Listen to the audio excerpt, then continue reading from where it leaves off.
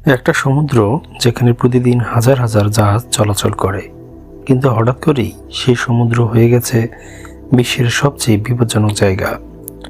জাহাজে মিসাইল হামলা হচ্ছে, ড্রোন দিয়ে আক্রমণ করা হচ্ছে, বিশ্বের বড় বড় কোম্পানি তাদের জাহাজ থামিয়ে দিচ্ছে। এখন প্রশ্ন হলো, কেন হঠাৎ এমন হলো? কারাই এই হামলার পেছনে রয়েছে?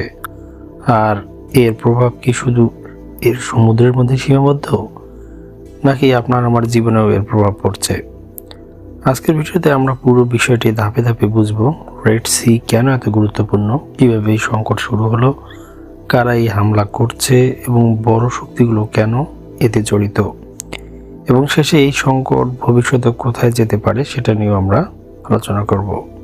বিশ্বের লাইফলাইন রেড সি, এই সমুদ্রটা শুধু একটা জলপথ না, এটা পুরো বিশ্বের বাণিজ্যের হলো ব্যাকবোন।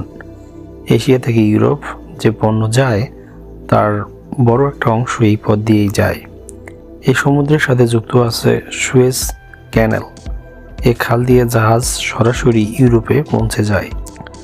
যদি এই পথ কোনো কারণে বন্ধ হয়ে যায় তাহলে জাহাজগুলোকে আফ্রিকা ঘুরে যেতে হবে।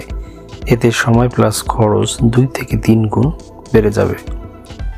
বর্তমানে কি ঘটছে এখন? 2023 সালের শেষ দিকে পরিস্থিতি হঠাৎ বদলে যায়। বাণিজ্যিক জাহাজগুলো টার্গেট হতে শুরু করে। সেখানে ড্রোন হামলা, মিসাইল আক্রমণ, জাহাজ হাইজ্যাক। বিশ্বের বড় বড় শিপিং কোম্পানি মার্কস, বিপি তারা এই রুট অ্যাভয়েড করতে শুরু করে এসব সমস্যার কারণে। ফলে বিশ্ব বাণিজ্য বড় ধরনের একটা ধাক্কা খায়। কারা আসলে এই হামলার পিছনে রয়েছে? হাউথি মুভমেন্ট, এই গোষ্ঠী ইয়েমেনে সক্রিয়। তারা দাবি করে তারা এই হামলা করছে মিডল ইস্টের একটি সংঘর্ষের প্রতিবাদে, কিন্তু বাস্তবতা হলো আরও জটিল। তাদের পিছনে কারা চাপড় দিচ্ছে, তাদের লক্ষ্য আসলে কি? এই প্রশ্নের উত্তর পুরোপুরি আসলে এখন পর্যন্ত পরিষ্কার না। বড় শক্তির খেলা, এই সংকট শুধু একটা গোষ্ঠীর কাজ না, এর পেছনে বড় শক্তিগুলোরও প্রভাব রয়েছে। বিশেষ করে ইউনাইটেড স্টেট ও ইউনাইটেড কিংডম।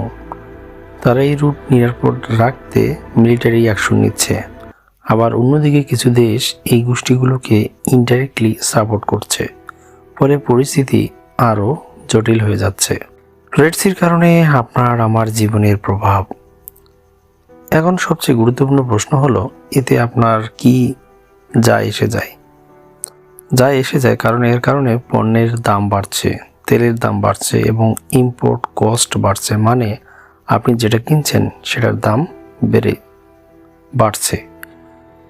বিশ্ব কি বড় যুদ্ধের দিকে যাচ্ছে এর কারণে? এই সংকট যদি বাড়তে থাকে, আরও দেশ এখানে জড়িয়ে পড়তে পারে। বড় আকারের সংঘর্ষ হতে পারে। অনেকে বলছে এটা ফিউচার কনফ্লিক্ট এর শুরু হতে পারে।